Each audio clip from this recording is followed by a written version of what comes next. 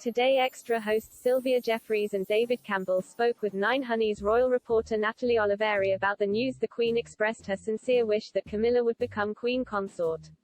Ms. Oliveri remarked how Prince Harry and Meghan Markle have been noticeably quiet about the news, which has garnered some criticisms and suggestions of animosity between the two royal camps. But Ms. Jeffreys wondered why such a big deal was being made about the silence, as the panel explained little reaction from other prominent royals on the news. Speaking on the Australian Today Extra program, Ms. Oliveri discussed the news that Camilla would become Queen Consort and what has been the reaction to the news. She said that there has been no official word of congratulations from Prince William and Kate either. The only thing they did was like a tweet from the royal family social media accounts, so I can't really say that's an official show of support there either. Ms. Jeffreys defended the Sussexes and was wondering what the public was expecting from them, considering they have chosen to step away from the royal family.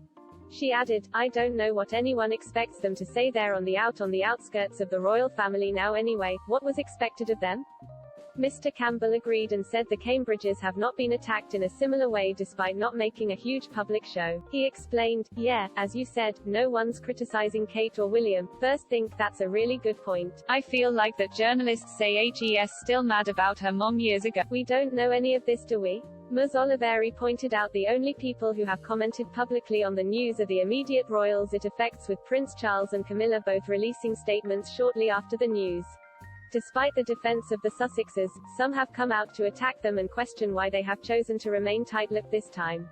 Speaking on GB News, presenter Dan Wootton and royal expert Robert Jobson discussed the news of Camilla's new Queen Consort. Mr. Wootton said, "Still no word from Prince Harry at all, which we know is purposeful because they think a lot about their communications and how they're going to be read into. So do we get the idea that William has accepted this and Prince Harry hasn't?" Mr. Jobson replied, "I think that's what they're trying to say. I think we shouldn't read too much. I mean, Prince William is more pragmatic, there's no doubt about that, because HES going to be the king.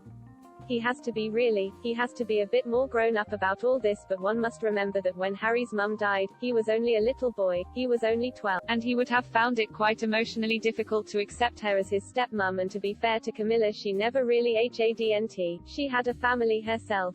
She never forced herself to be a stan, but you don't get the impression that Harry is particularly fond of Camilla, and well, wait to see what he says in this book. And I'm sure it's not going to be good. I'm sure it's not. I'm sure it's going to be negative about Camilla. So that's not going to lead to great relations between him and his pa, I should think."